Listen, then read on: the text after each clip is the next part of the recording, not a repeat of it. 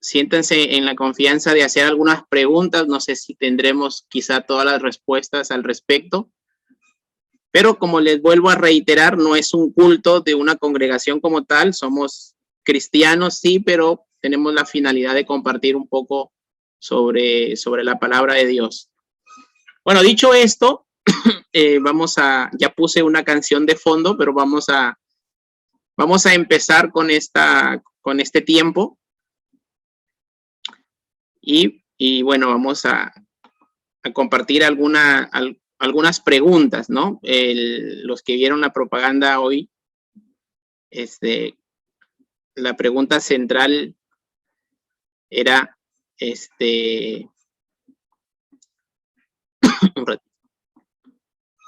¿cuál es la verdad en cuanto a Cristo, ¿no? ¿Cuál es la verdad en cuanto a Cristo? Y bueno, es con lo que queríamos comenzar. Antes de empezar, bueno, quisiera que los que estamos aquí nos podamos presentar, o al menos decir nuestros nombres. Pueden hacerlo voluntariamente, ¿no? Bueno, está el nombre de algunos, pero igual pueden decir buenas noches, mi nombre es tal persona, y como que nos presentamos y entramos en confianza también, ¿no? Bueno, empiezo yo, ¿no? Yo no me llamo Fundamento Bíblico, mi nombre es Iván Tazara, congrego en la iglesia que lleva el nombre Fundamento Bíblico, y bueno, soy quien va a conversar con ustedes sobre estos temas del cristianismo, ¿no? Así que espero que entremos en confianza, ¿no? Entremos en confianza y podamos estar conversando sobre este tema.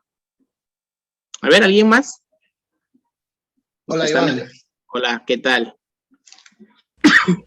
Bueno, mi nombre es Simón Carragate. Yo congregué en la Iglesia Divino Redentor.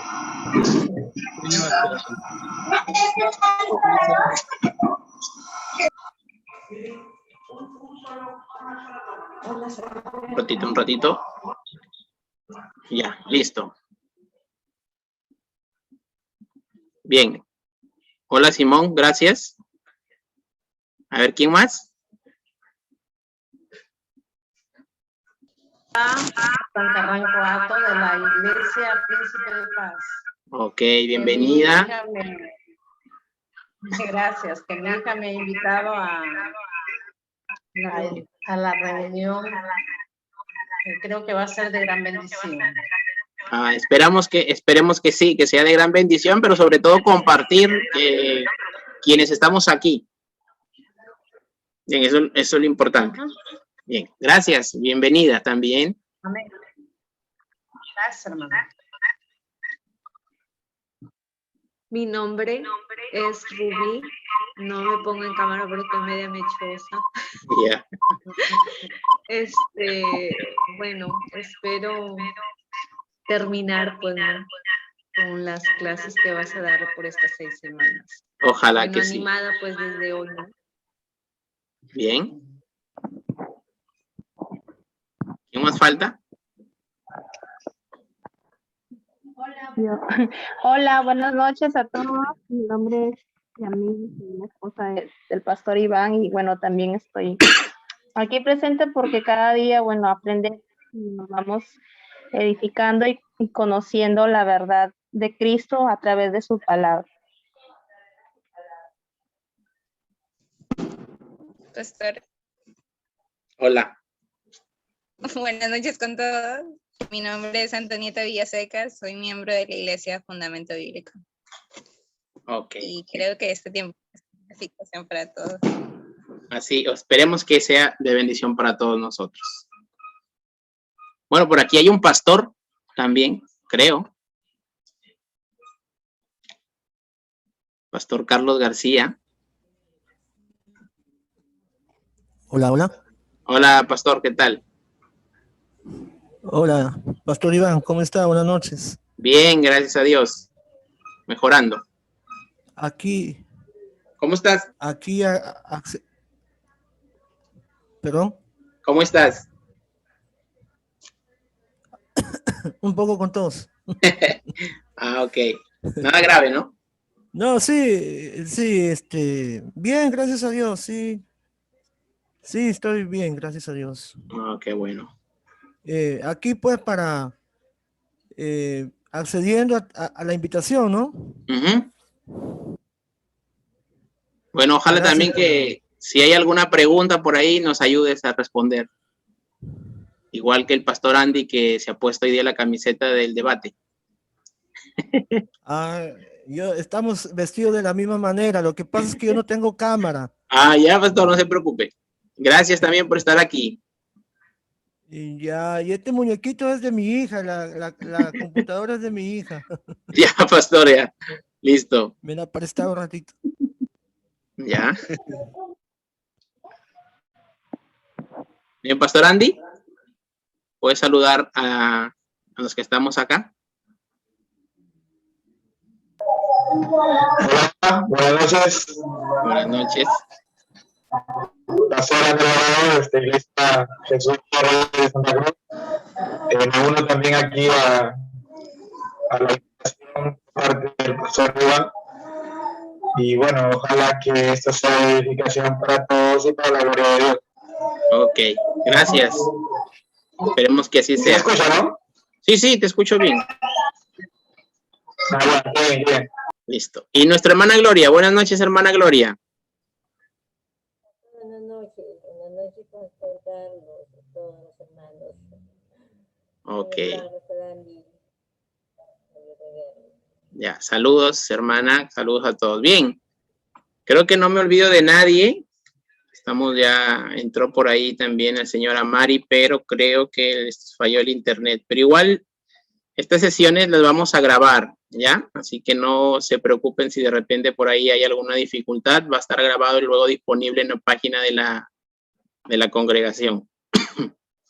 Bien, bueno, vamos a empezar. Vamos a orar para empezar y luego de ello ya tendremos un tiempo también de compartir algunos conceptos o quizá algunas preguntas que tengamos en base a la clase, ¿no? El día de hoy vamos a tratar de responder esta pregunta, ¿no? ¿Cuál es la verdad en cuanto a Cristo?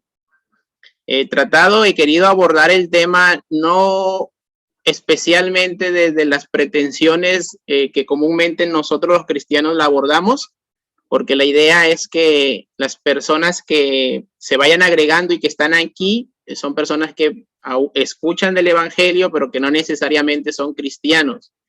Y personas que usualmente también tienen dudas válidas en cuanto al cristianismo, enfocado de repente en el conocimiento humano que nosotros tenemos. Y bueno, vamos a abordarlo de esa forma, ¿ya? Así que esperemos que en el transcurso de las sesiones, de las clases o las reuniones que tengamos, vayamos tomando el hilo de lo que estamos viendo. Vamos a pedirle a Dios que nos ayude. A ver, oramos. Gracias te damos, Dios, y te pedimos que guardes nuestras vidas, que bendigas este tiempo de quienes están escuchando tu palabra y quienes escucharán no solo humanamente, sino también, si es tu voluntad, que entiendan el cristianismo de manera espiritual. Esperamos que este sea un tiempo que ayude al crecimiento de tu obra y que muchas personas puedan entender sobre lo que es el cristianismo, sobre lo que es el evangelio. Te lo pedimos en el nombre de Jesús. Amén. Ok, bien. Hay algunas preguntas que saltan rápidamente cuando nosotros decimos cuál es la verdad en cuanto a Cristo. Preguntas como si es que podemos creer que también fue Cristo o el cristiano realmente Dios. Esta es una pregunta válida de personas que usualmente usan su lógica o su sabiduría para preguntarse si realmente Cristo fue Dios. Sí, trataremos en el transcurso de estas 6 semanas de mostrar esto o ver esto. ¿Por qué? Porque el cristianismo, a diferencia de cualquier otra religión, el cristianismo se funda en Cristo. Entonces, si nosotros miramos a Cristo y decimos que Cristo no es Dios, probablemente todo el cristianismo sería vano. Por eso es que es una buena pregunta y es válido hacerse la pregunta si Cristo fue en algún sentido Dios, ¿no? Otra pregunta que usualmente aparece es la segunda que aparece aquí en la pantalla. ¿No es la deidad de Jesús más bien una pintoresca superstición cristiana? Lo segundo que se habla también del cristianismo es que usualmente puede ser algo supersticioso, ¿no? Creer en alguien que es Dios y que es hombre a la vez, o que hizo milagros, o como algunos lo evalúan a Jesús diciendo que fue muy egocentrista al mostrarse como el único Salvador. Entonces, es también una pregunta que se hace y que no necesariamente tiene validez hacerla. Algunos dicen, bueno, no es válido hacerse esa pregunta. Pues, creo que hay mucha gente que se hace esa pregunta, ¿no?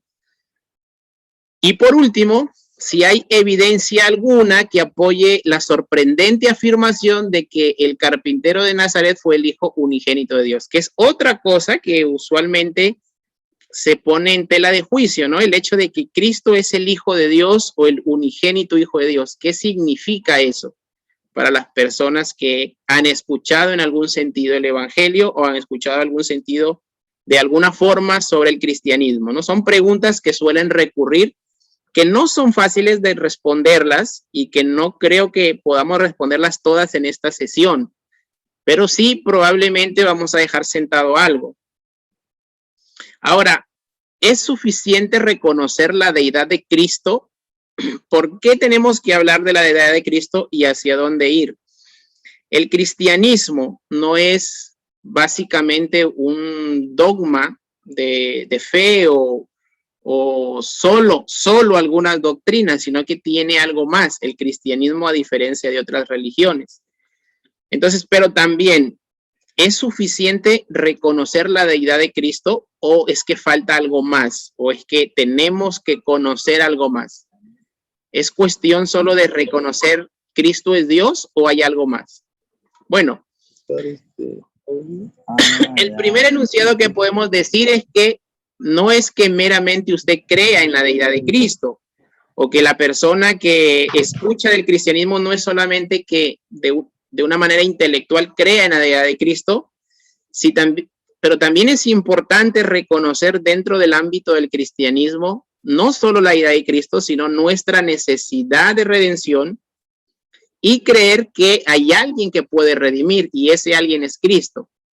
Entonces, lo que muchas veces no queda claro en las personas que oyen de la palabra de Dios o oyen del evangelio, no tanto que lo enfoquen solamente en una predicación en el cual se hable de que somos pecadores y necesitamos de Cristo, sino que el cristianismo no solo es eso. No podemos desconectar el que se crea por fe que Cristo es Dios. También debemos reconocer que como seres humanos tenemos una necesidad, y esa necesidad es una necesidad de redención. Y por último, que hay alguien que puede redimir, alguien puede comprarnos, alguien puede sacarnos de la condición en la que estamos. Entonces, son tres cosas importantes que tenemos que identificar. Primero, que Cristo es Dios. Segundo, ¿qué necesitamos? Y tercero, ¿quién nos provee lo que necesitamos? Eso básicamente enseña el cristianismo, ¿sí?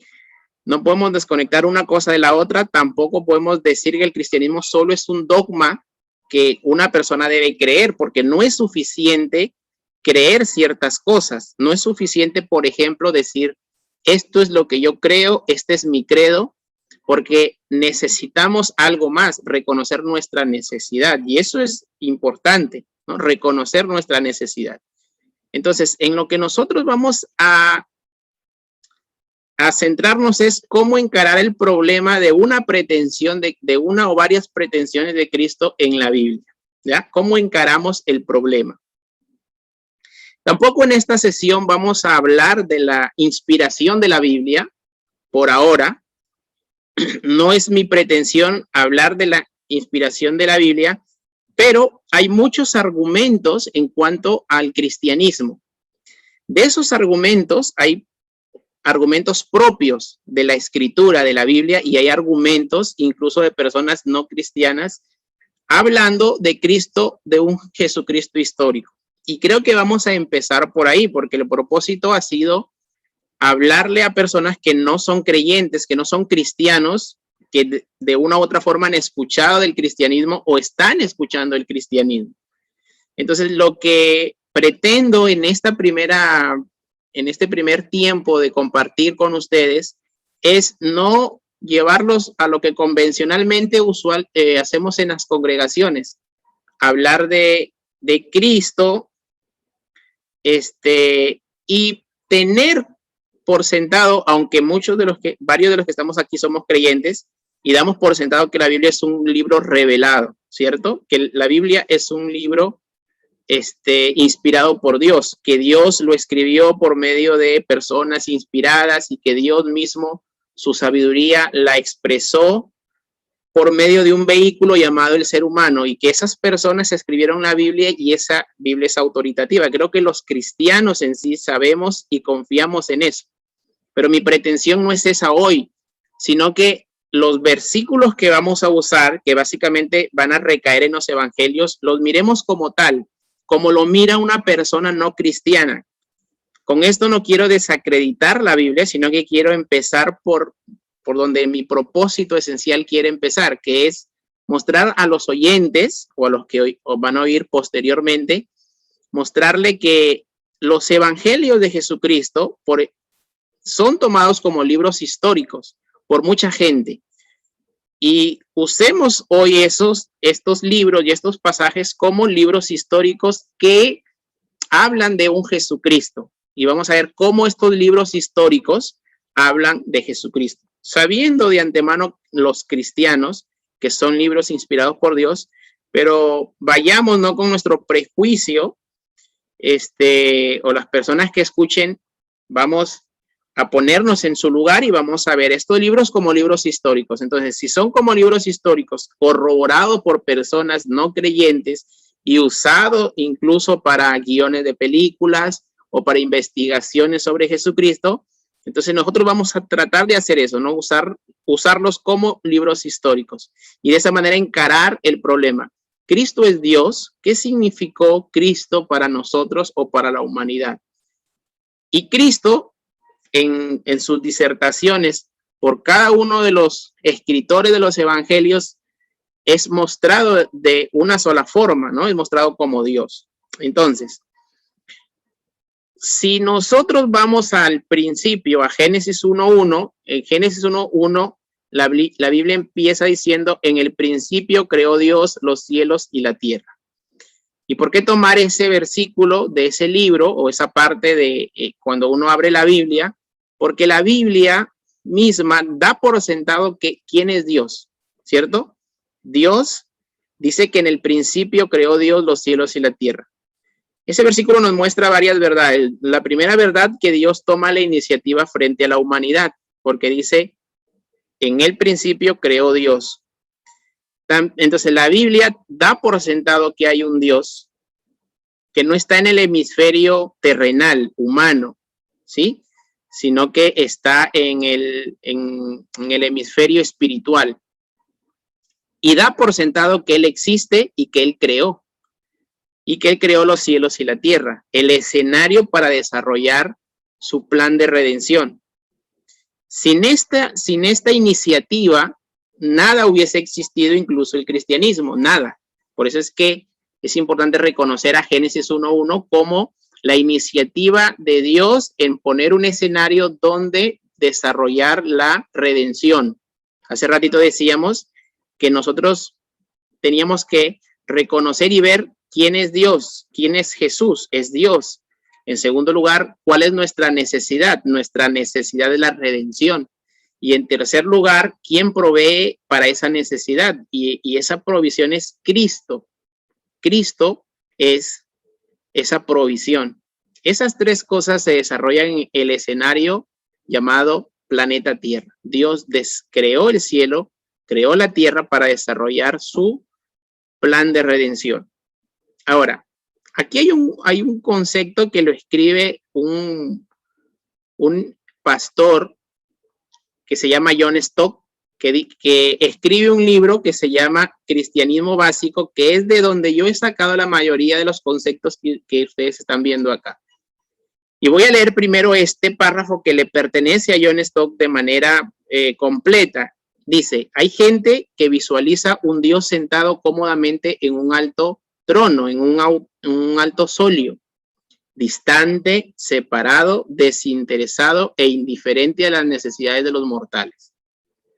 Hasta que los gritos constantes de estos los sacan de la modorra en que vive y resuelve intervenir a su favor. Tal concepto es falso. Entonces, si nos quedamos en esta primera definición, creo que es algo cierto, ¿no? Mucha gente, creo que la mayoría en actualidad, más que antes, probablemente con temor a equivocarme, piensa eso, ¿no? Un Dios distante, y por eso sale el pensamiento de que, bueno, si Dios existe, o si existe un Dios como tú dices, ¿por qué existe la maldad? ¿Por qué existe la muerte? ¿Por qué hay tanto niño violado? ¿Por qué hay tanta pobreza? ¿Por qué existe tanto sufrimiento? Porque ven a Dios como alguien distante, ¿no? Ven a Dios como alguien que está sentado en su trono, alejado de su creación. Eso es un concepto falso. La Biblia revela a un Dios que toma la iniciativa. Y por eso puse el encabezado de al principio creó Dios, porque da por sentado que Dios toma la iniciativa de algo, ¿cierto? Entonces vemos a un Dios que toma la iniciativa, se levanta de su trono, deja su gloria y dice la Escritura que se rebaja y se hace hombre, se humilla y se hace hombre. Y esa humillación lo lleva incluso hasta morir en una cruz. Mucho antes de que a que se haya envuelto en oscuridad y hundido en el pecado, se le ocurra volverse a él. ¿Cuál es el plan de Dios? Bueno, el plan de Dios es que el hombre se acerque a él. Son dos verdades importantes también que no podemos negarla. Dios en toda la Escritura muestra la iniciativa de mostrarse al hombre. Entonces, pero esa no es toda la verdad. También pide que el hombre se vuelva a él. Son dos verdades que no podemos eludirlas. El cristianismo es eso. Ahora, Dios toma la iniciativa. ¿En qué, por ejemplo? Toma la iniciativa en la creación. Hace un ratito hemos visto que dice que Dios creó. También toma la iniciativa en mostrarse a nosotros. Por ejemplo, si alguien tiene una Biblia, de los que nos acompañan, que son creyentes, puede leer Hebreos 1 y 2, y alguien puede leer Lucas 1:68. ¿Sí? Y solamente activa su audio y lo lee, como para poder participar todos. Aquí nos puede ayudar. Prende su micro y lee. Repite las citas, Iván. Hebreos 1:2. ¿Sí se está viendo la diapositiva, perdón? Sí se está viendo, ¿no? Sí, sino que no tengo lentes. Hebreos 1, del 1 al 2, y Lucas 1:68. ¿Sí? A ver, Toña. Hebreos 2.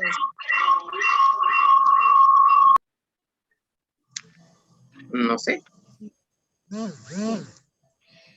Dios, habiendo hablado muchas veces y de muchas maneras en otro tiempo a los padres por los profetas, en estos postreros días nos ha hablado por el Hijo, a quien constituyó heredero de todo y por quien asimismo hizo el universo.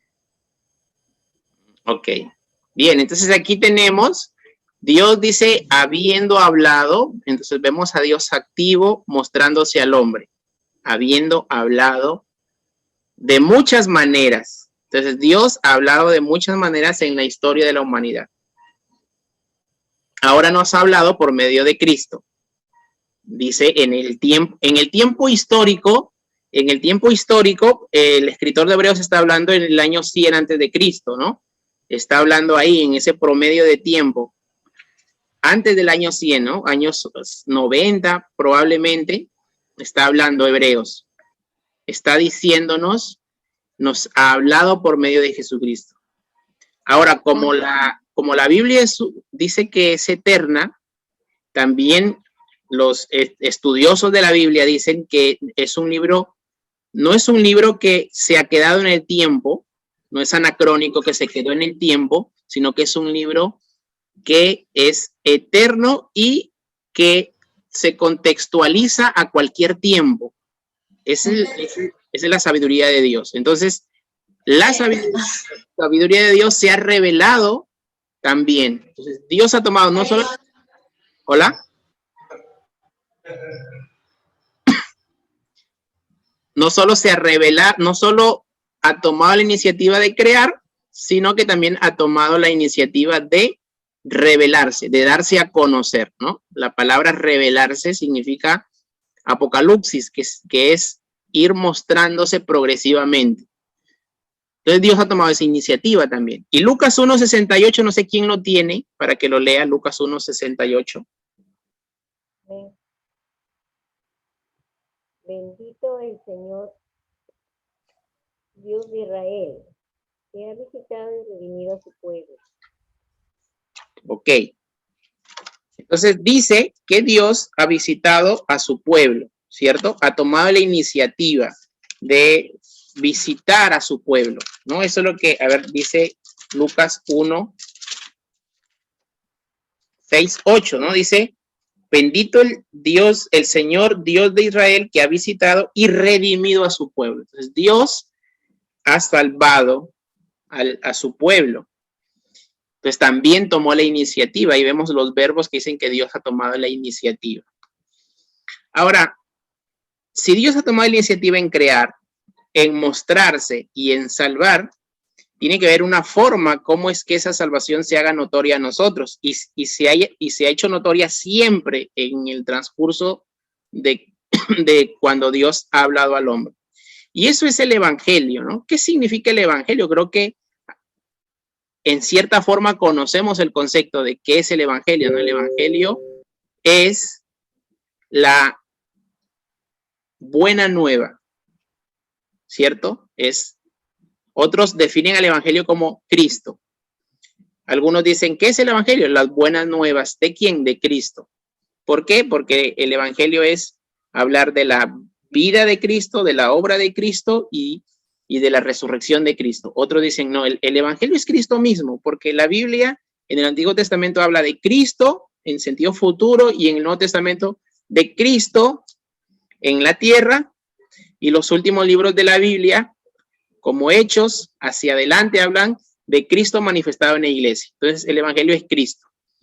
Pero si decimos que el evangelio es Cristo, estamos diciendo que es Dios obrando también.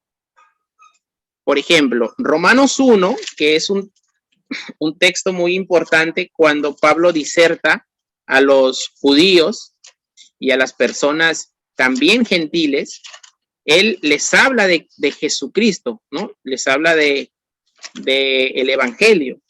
Y dice algo, bueno, muchas cosas dice en el capítulo 1 hacia adelante, pero dice aquí que Pablo, siervo de Jesucristo, Romanos 1, dice, Pablo, siervo de Jesucristo, llamado a ser apóstol, apartado para el evangelio de Dios, que él había prometido antes por sus profetas en las escrituras.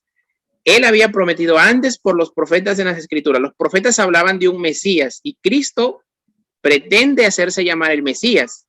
Y eso es lo importante que di como sentado al principio, ¿no? Las pretensiones de Cristo son varias. Y aquí dice que se había prometido antes por los profetas acerca de su Hijo, nuestro Señor Jesucristo, que era del linaje de David según la carne. Entonces, el evangelio es la acción de Dios. ¿Por qué la acción de Dios?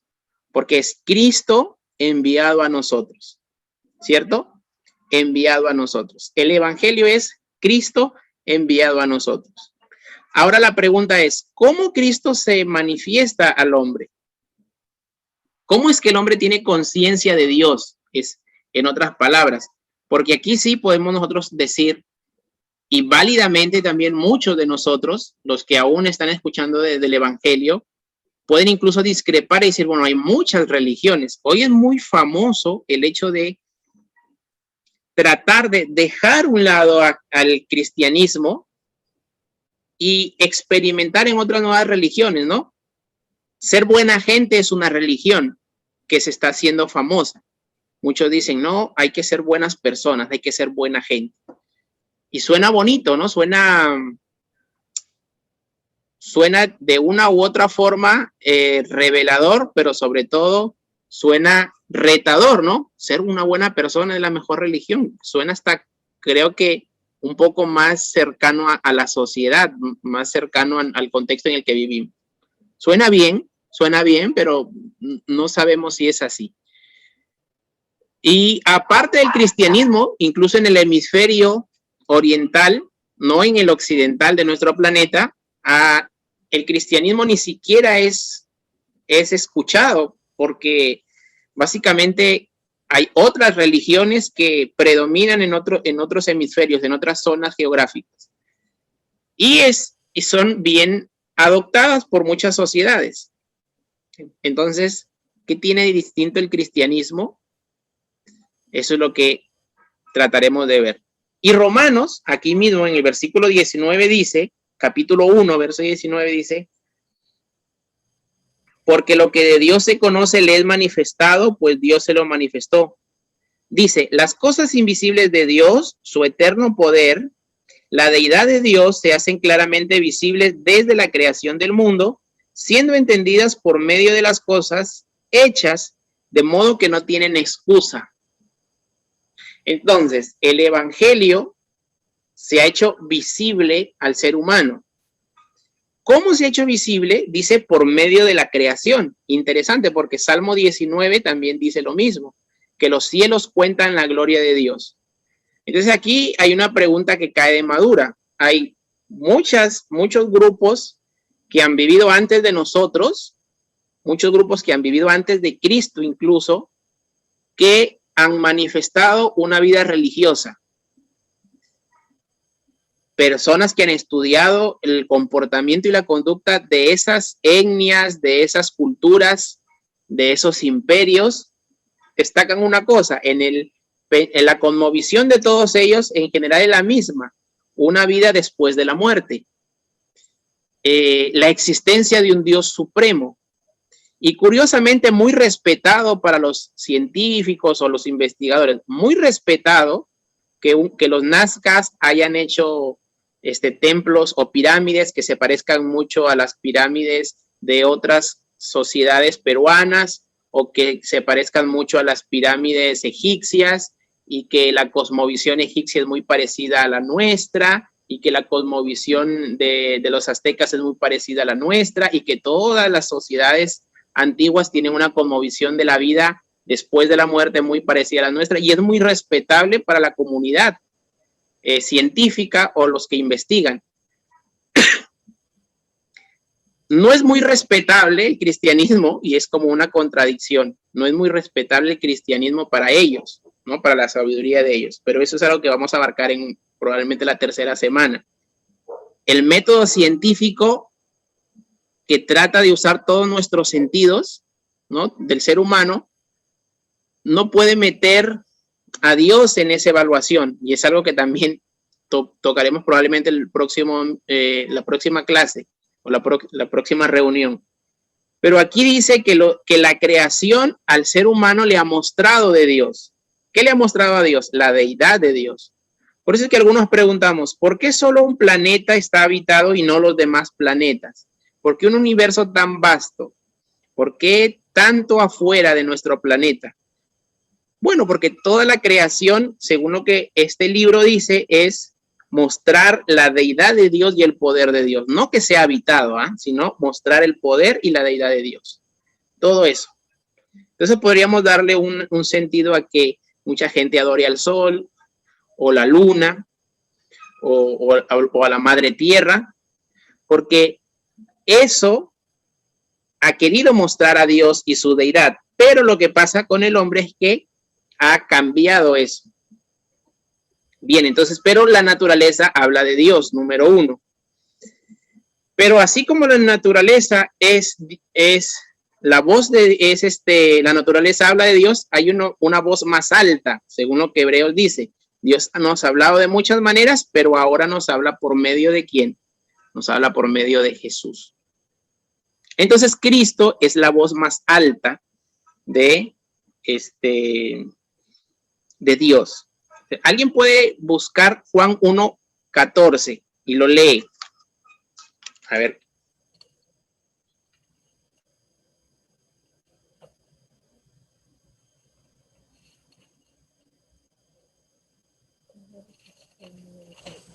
Juan 1:14.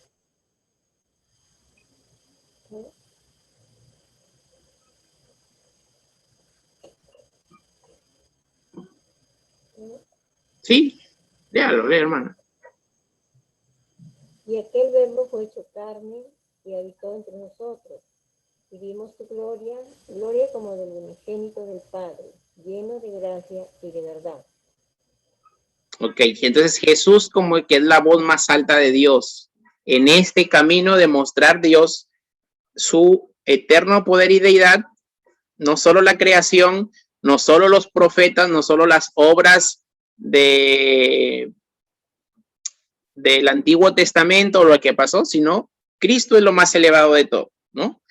Ahora, el apóstol San Pablo dice en el primer capítulo de su carta a los Corintios, a una ciudad griega que era muy famosa porque le gustaba mucho la sabiduría griega, porque era una ciudad principal de los griegos. Entonces a ellos les llenaba mucho el ojo, como decimos, la sabiduría humana. Y entonces ellos querían mucho sabiduría. Por eso Pablo dice, muchos piden sabiduría, otros piden señales.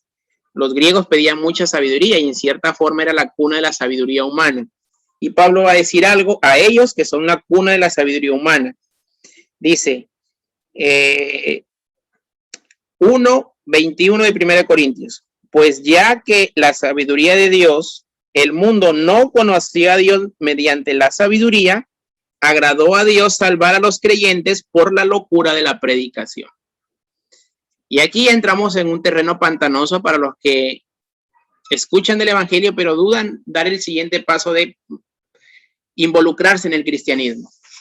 ¿Por qué? Porque no vamos a entender el cristianismo con sabiduría humana. No significa que la sabiduría humana no sirve, ¿no? También sería un tema muy bonito para conversarlo más adelante. Pero dice que la única forma de entender que Dios envió a un Salvador, la única forma de entender estas tres cosas que sentamos al principio, ¿sí? Estas cosas de que Dios se muestra al hombre y que Cristo es Dios y que tú necesitas de redención y que el único que te puede redimir o salvar es Cristo. Para poder entender esas tres cosas, la sabiduría humana no nos va a ayudar a entender. La sabiduría humana no lo va a ayudar a entender. Tal es así que los griegos, que son el ejemplo más claro en el tiempo pasado de sabiduría, adoraban a muchos dioses porque tenían en su conciencia la revelación de Dios, que todo muestra la deidad de Dios. Y tenían una inscripción dentro del panteón de sus dioses, del lugar donde tenían a todos sus dioses. Ahí tenían algo reservado, ¿no? Al Dios no conocido, porque eran sabios y entendían que había algo sobre ello, más allá de ese Dios no conocido. Y Pablo les va a decir, bueno, la sabiduría, Dios le agradó que por la sabiduría humana las personas no entiendan a Cristo, sino por la locura del evangelio, que es sabiduría espiritual. ¿Significa que no debemos recurrir a la sabiduría? Bueno, C.S. Lewis decía que no, que la sabiduría, y que fue un ateo prominente contemporáneo, pero que Dios, por la locura del evangelio, lo salvó. Y él nos dice que el evangelio es eso, es una locura. ¿Qué hace que huyamos de nuestra razón? ¿Sí? Hay un libro también de un apologeta, que usualmente son filósofos y que son cristianos, que dice que la única forma de entender el evangelio es huyendo de nuestra razón. La razón no va de la mano con el evangelio, porque si vamos a usar la razón, vamos a entrar en muchas en muchos baches. Ahora, y porque esta es otra frase de John Stott que dice, y porque Dios se ha dado a conocer en Cristo, el cristiano puede decir confiadamente al agnóstico y al supersticioso, como Pablo dijo a los atenienses en el Areópago de Atenas, lo que ustedes adoran sin conocer es lo que yo vengo a anunciarles. Ahí es un poco retador lo que Pablo hizo, pero Pablo fue hacia los sabios con la locura del evangelio. Bien, entonces Dios ha actuado. Somos ignorantes y somos pecadores. Hay dos cosas que Jesús dijo, y aquí sí los versículos están bien plasmados. Y los voy a leer rápido para que el tiempo nos dé y poder conversar o hacer preguntas al final. Somos ignorantes y somos pecadores. Son dos cosas que nos definen como tal. Mateo 1:21 dice, y dará a luz un hijo y llamará su nombre Jesús, porque él salvará a su pueblo de sus pecados. Interesante, Dios dice que somos pecadores. Número 2, palabra fiel y digna de ser recibida, dice el apóstol Pablo, por todos, que Cristo Jesús vino al mundo para salvar a los pecadores, de los cuales yo soy el primero. Lucas 9:10, porque el Hijo del Hombre vino a buscar y vino a salvar lo que se había perdido. Entonces, ese es ya el segundo paso. Cristo es Dios. En segundo lugar, somos pecadores. Necesitamos redención. ¿Por qué? Porque Jesús mismo dice que Él vino a salvar al mundo. Ahora, el cristianismo es una religión de salvación. No hay nada en las demás religiones del mundo que pueda compararse con el mensaje de un Dios que ama. Va en busca de un mundo de pecadores perdidos y muere por ese mundo de pecadores perdidos. Entonces, suena un poco difícil para nuestro oído humano decir que Cristo fue absoluto o que fue probablemente para nuestra razón muy ególatra, porque él dice yo soy la verdad. Es el único que dice yo soy la verdad, o es el único que dice yo perdono pecados. Es el único que promete llevarte al reino eterno. No hay nadie más. Si tú haces un análisis rápido de cualquier otra religión, no hay quien diga eso. Todos los fundadores de las religiones que conocemos no dicen eso. No dicen lo que Cristo dijo. Y por eso yo les ponía el título Las pretensiones de Cristo, porque Cristo pretende decir muchas cosas de él, cosas que otras personas no han dicho. Y ustedes pueden corroborar de eso. ¿Cuál es la respuesta del hombre? Salmos 14:2 dice, Jehová miró desde los cielos sobre los hijos de los hombres para ver si había algún entendido que buscara a Dios. Pero nadie busca a Dios. Todos se desviaron, a una se han corrompido, no hay quien haga lo bueno y no hay ni siquiera uno. Según la premisa de la Biblia, dice que el hombre desde que pecó se escondió de Dios, se apartó de Dios. No hay quien busque a Dios, no hay ni siquiera uno. Pero probablemente vamos a entrar a preguntarnos también qué de nosotros, porque Jesús dice, pedid y se os dará, buscad y hallaréis, llamad y se os abrirá.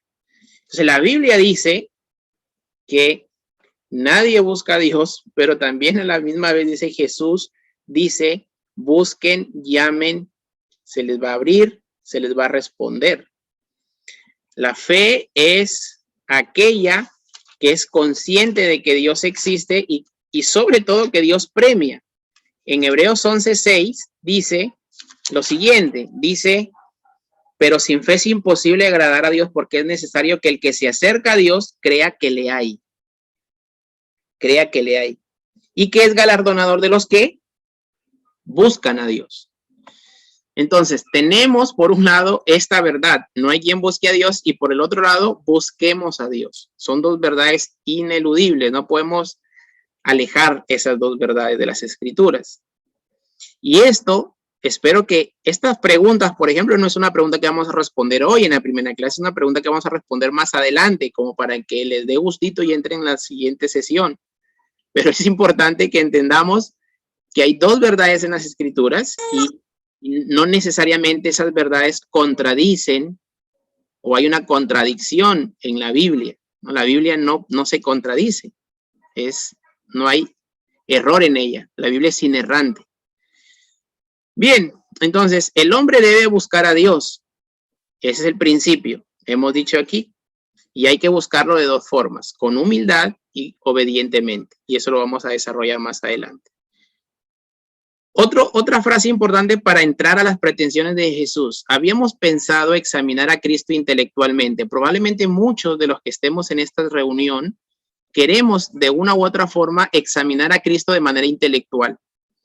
Pero encontramos que es Él quien nos examina a nosotros. Los papeles se invierten entre nosotros.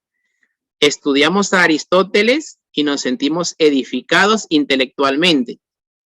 Estudiamos a Jesús y nos sentimos en el sentido más profundo perturbados espiritualmente.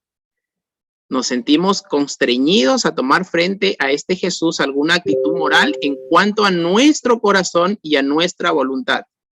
Y eso es interesante porque si uno examina a Jesús, no como lo estamos viendo con la Biblia, pero si tú vas a un libro de historia, si tú vas de repente a un tratado de alguien que investigó de Jesús, no creyente, vas a caer en algo, vas a caer en que la moralidad de Jesús, no hablan la deidad de Jesús, sino la moralidad de Jesús, es algo que abruma al lector no creyente, ¿no? Hagamos un paréntesis y hagamos como que si todos nosotros no somos cristianos, hagamos ese paréntesis. Y vamos a investigar de Jesús como quien investiga de Aristóteles. Tú cuando investigas de cualquier pensador, te sientes intelectualmente edificado. Cuando investigas a Cristo, te sientes abrumado por la vida moral que Él tiene. No, eso no es todo, pero hagamos el ejercicio de que vamos ahí sin ningún prejuicio espiritual, por así decirlo. De la misma forma que le pediríamos a un no creyente que venga a estudiar la Biblia sin ningún prejuicio intelectual. Sin ninguna de esos dos limitantes, uno va a Jesús y se siente que abrumado. ¿Por qué? Por la vida moral de Cristo. ¿Por qué? Porque nosotros moralmente no vamos a ser como Cristo.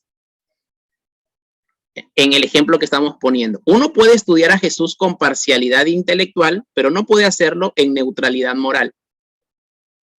Porque nuestra conciencia nos dice quiénes somos.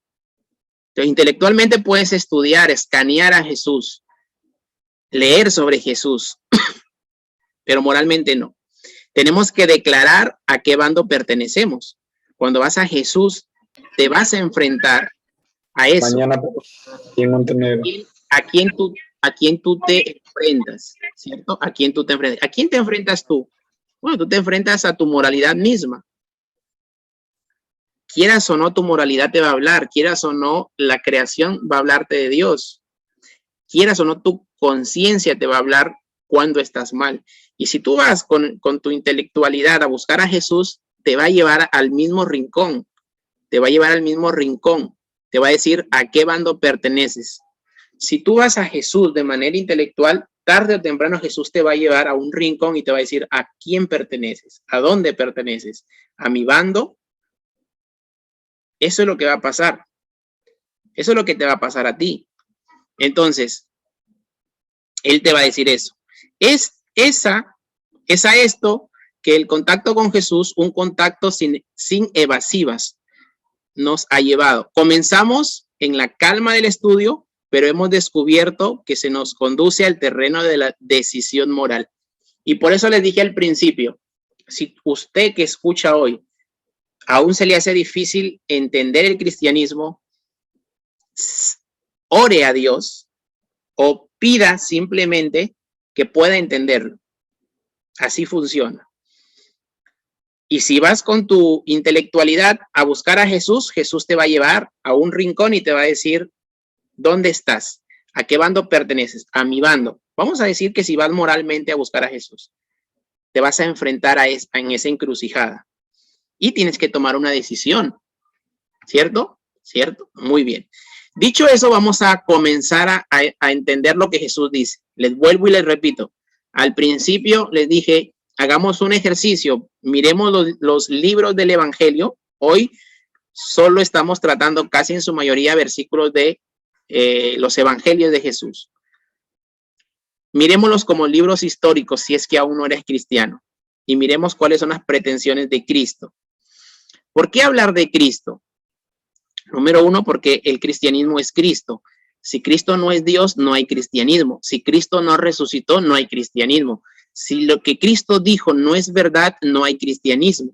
Por eso es importante hablar de Cristo. El cristianismo no es otra cosa más que Cristo. Segundo, porque si logramos demostrar que Jesús es una persona divina y única, entonces los demás problemas encontrarán una solución natural. Por eso le dije al principio, no vamos a empezar diciendo si la Biblia es inspirada o no, o qué es la inspiración, o qué es la inerrancia, ¿cierto? Podemos hacerlo, pero empecemos por Cristo y sus declaraciones. Vamos a tratar de demostrar si Cristo es divino en todas estas 6 semanas, si lo que Él dice es verdad. Si eso Dios nos lleva a tenerlo como convicción, entonces vamos a tener una solución natural a las demás preguntas. A todas las demás preguntas que tengas, como si Dios es perfecto, ¿por qué hay pecado? ¿Por qué existe el pecado? Como dije al principio, ¿por qué existe la maldad? ¿Por qué existe esto o aquello? ¿Por qué hay tanto sufrimiento? ¿Por qué asesinan tantos niños? ¿Por qué hay tanto aborto? ¿Por qué hay tanto divorcio? ¿Por qué hay enfermedad? ¿Por qué el COVID mata gente? Todo eso va a tener una solución natural cuando entendamos quién es Cristo. ¿Por qué hablar de Cristo? Bueno, vamos a mirar los evangelios, qué es lo que dice de Cristo. Hablaremos de 4 pretensiones fundamentales de Cristo y esto lo vamos a pasar rápido porque son versículos. Una de las pretensiones principales de Cristo es que Cristo hablaba de él mismo. A diferencia de otras religiones y de otros fundadores de religiones, Cristo hablaba de sí mismo. ¿Y qué decía Jesús de él? Decía, por ejemplo, en Juan, aquí hay casi todos los pasajes que están acá son de Juan. Jesús decía que él era el pan de vida y el que a él viene nunca tendrá hambre y el que cree en él no tendrá sed jamás. Jesús está diciendo que él es el pan de vida. Entonces ahí viene la primera pregunta, ¿no? Si tomamos al escritor, a Juan, y tomamos al libro de Juan, como estudiaríamos de repente el libro de Aristóteles o el libro de algún científico, o no digamos científico, de algún investigador, algún libro de historia, miremos a Juan como un libro histórico. Entonces, ¿será cierto que Cristo es el pan de vida? Porque él lo dijo, ¿ah? Él dijo que era el pan de vida. Él estaba hablando de vida espiritual. Luego Jesús dice, yo soy la luz del mundo, el que me sigue no andará en tinieblas, sino que tendrá la luz de la vida. Yo soy la luz del mundo y el que me sigue no andará en las tinieblas, sino que tendrá la luz de la vida. Esa es la primera pretensión de Jesús. Luego dice Juan 11, 25 y 26. Yo soy la resurrección y la vida, el que cree en mí, aunque esté muerto, vivirá. Todo aquel que vive y cree en mí no morirá eternamente. ¿Crees esto? Entonces, Jesús está siendo muy pretencioso para nuestra intelectualidad. Un hombre que diga que es el Salvador, un hombre que diga que es el pan de vida, un hombre que diga que no vamos a tener necesidad espiritual ni eterna, un hombre que diga que él es la resurrección, un hombre que diga que él es la luz, una persona que diga que él es el Salvador, es algo muy fuerte. Entonces, o si Cristo lo dijo y no es Dios, es el más falso de todos. Pero si entendemos que es verdad y que se cumplió todo eso, entenderemos quién es Cristo, ¿no? Y nos va a llevar al rincón al cual hace ratito hemos leído. Él dice que, incluso dice, el Consolador, el Espíritu Santo, a quien el Padre enviará en mi nombre, Él os enseñará todas las cosas y os recordará todo lo que yo os he dicho. Él tiene la autoridad incluso de decir que vendrá alguien a ocupar su lugar. Es Jesús diciendo eso. ¿Qué preguntó Jesús, por ejemplo, en Marcos 8:29, cuando él dice, ¿quién dicen las personas que soy yo? ¿Cierto? Y hay varias respuestas. de los discípulos y de los oyentes. ¿Quién era Jesús? Bueno, Jesús va a decir que Él es el Salvador. Aquí sí. También dice que Él afirmó que Abraham se había alegrado porque vio su día. Esto le causó que al final de su disertación, unos religiosos de la época que veían como blasfemia, como algo aberrante delante de Jehová, que un hombre terreno diga que es Dios, era digno de morir apedreado. Pero Cristo hace una afirmación fuerte, ¿no? Porque habla incluso de uno de los padres de los judíos, que era Abraham, el más respetado, y él dice, yo fui antes que Abraham, incluso que Abraham esperaba mi día, dice en Juan capítulo 8, ¿no? Mirándolo en la dimensión en la cual hemos puesto hoy día los evangelios, ¿no? Jesús, históricamente aquí está diciendo, ven, la religión de donde sale el cristianismo, ¿no? La religión de los judíos tenían un parámetro muy respetable de quién era Jehová. Nadie podía atribuirse que él era Dios. Entonces aquí este hombre, según lo que históricamente algunos pueden pensar, está diciendo, Abraham vuestro padre se gozó de que había de ver mi día y lo vio y se gozó. Está dando una luz tremenda porque él está diciendo, cuando a Abraham se le hizo una promesa, no solo estaba pensando en que él iba a ser familia de toda la gente que iban a nacer después de su hijo. No, él estaba pensando en que el Mesías iba a venir, iba a ser el Salvador. Y que de su descendencia iba a venir ese Mesías. Y que cuando Abraham se alegró, no se alegró meramente por su hijo. No se alegró meramente porque iba a ser padre de muchedumbre, que nosotros históricamente hemos creído eso, que se alegró porque él iba a ser el padre de todas las personas físicamente hablando. No, él se estaba alegrando en Cristo. Abraham se estaba alegrando en Cristo y Jesús dice eso. Esa es la pretensión de Jesús, decir antes que Abraham soy yo, y él, incluso Abraham, que lo tienes arriba como tu patriarca, se alegró en mí. ¿Cierto? En Lucas, que también es un evangelio, dice también en el capítulo, dice 24, Lucas 24, que dice, y comenzando desde Moisés y siguiendo por todos los profetas, les declaraba en todas las escrituras lo que de él decían.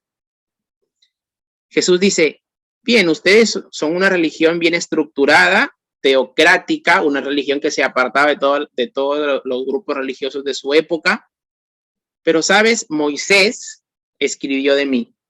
Los profetas escribieron de mí. Todo lo que está escrito en el Antiguo Testamento es de mí, están hablando de mí. Entonces, las escrituras daban testimonio de él, lo dice Juan. Entonces lo dice Juan, lo dice Marcos, lo dice Mateo, lo dice Lucas. Todos los evangelios históricos dicen que Jesús era la promesa de redención. Todos ellos. Y todos ellos, en el verso 44 dice, de este mismo capítulo, estas son las palabras que os hablé estando aún con vosotros, que era necesario que cumpliese todo lo que está escrito de mí en la ley de Moisés, en los profetas y en los salmos, dice Jesús. Mucha pretensión de parte de Jesús decir, todo el Antiguo Testamento, toda la ley habla de mí. Jesús. Todas las divisiones del Antiguo Testamento hablan de mí. El Torá habla de mí, los salmos hablan de mí, todas las profecías hablan de mí. Entonces es algo que es muy pretencioso de parte de Jesús. En segundo lugar, Jesús de manera directa dice varias cosas. Una de ellas es, el tiempo se ha cumplido y el reino de Dios se ha acercado, arrepentíos y creed en el evangelio. ¿Qué está diciendo acá? Hay un tiempo que ya se ha cumplido. Tienen que arrepentirse y crean en mí. Nadie, si ustedes pueden investigar, ha dicho lo mismo. Nadie ha dicho lo que Cristo ha dicho. Históricamente hablando. Investigamos y nadie ha dicho lo mismo que Cristo ha dicho.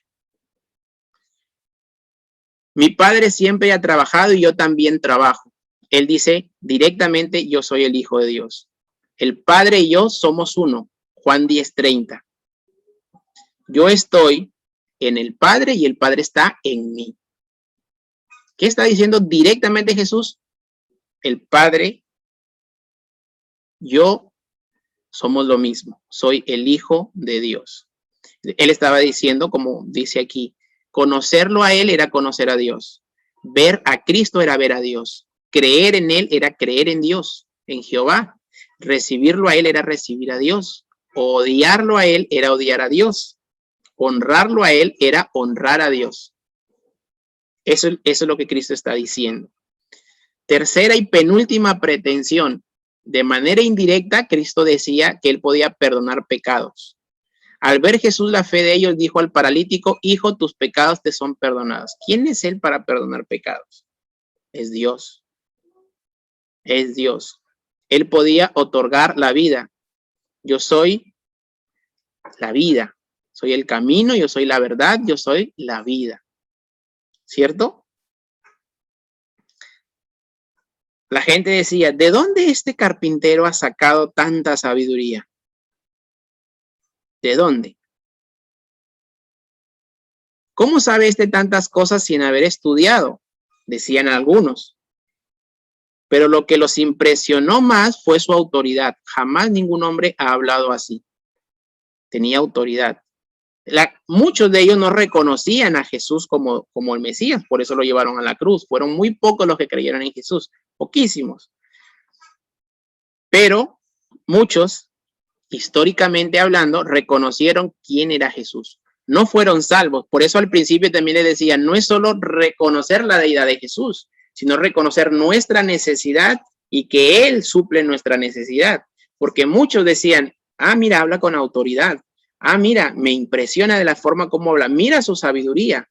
Él sí fue verdaderamente Dios o el Hijo de Dios. Reconocieron en cierta forma su deidad, pero no reconocieron su necesidad y que Él suplía la necesidad.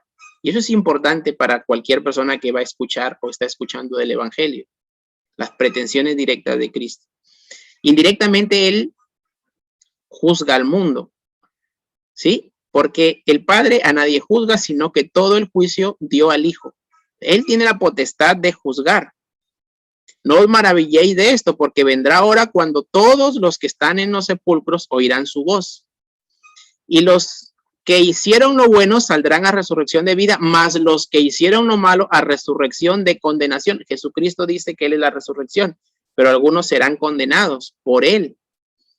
Entonces dirá a los de la izquierda, apártense de mí, malditos. Jesús maldice a muchos y les dice, apartados al fuego eterno. Entonces Jesús tiene, de manera indirecta está diciendo, yo juzgo al mundo. Y por último, sus pretensiones dramatizadas. Y este título viene del libro en el cual estoy basando, como dije al principio del estudio. Cuando habla de sus pretensiones dramatizadas, habla de sus milagros, de sus obras poderosas. Todos los milagros que Cristo hizo, a diferencia de los falsos milagros que se ven ahora, o de muchos falsos milagros, y con esto no quiero decir que Jesús no pueda obrar en milagros, pero estoy diciendo que no hay un ministerio de milagros como tal, como los vemos en el internet o en la televisión, pero nunca los milagros de Jesús fueron sin propósito. Todos los milagros de Jesús fueron con un propósito, con una enseñanza, nunca tuvieron un carácter egoísta, nunca se motivó por hacer alarde de su poder. Los milagros, como dice John Stott, son parábolas actuadas de Jesús. Por eso pongo pretensiones dramatizadas, porque son parábolas mismas actuadas. ¿Para qué? Para que Cristo muestre su poder como Dios, pero también su autoridad moral. Cuando Él sanaba, cuando Él resucitaba, cuando Él hizo los milagros que vemos, históricamente hablando, Él muestra su autoridad, ¿cierto? Entonces, Cristo, en cierta forma, como dice el autor, pretende ser Dios y dice ser Dios y demuestra ser Dios. Y no hay quien haya podido negar esas pretensiones. Entonces, entramos ahora a la encrucijada de preguntarnos si realmente lo que Cristo dijo es cierto o no. Hacia allá vamos. pero para los que están escuchando del Evangelio. Bien, eso ha sido lo que tenía que compartirles para hoy día. Y bueno, quisiera saber si ahora tienen alguna consulta para hacer, alguna pregunta que tenga que ver con lo que hemos hablado el día de hoy.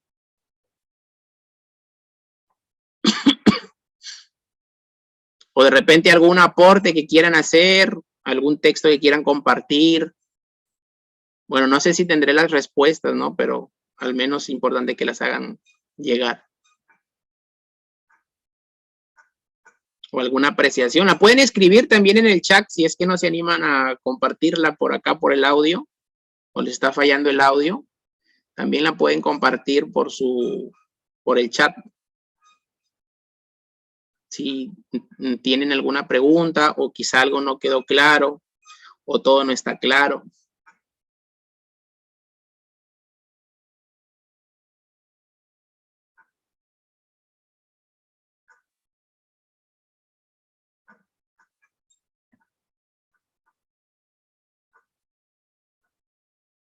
Nada.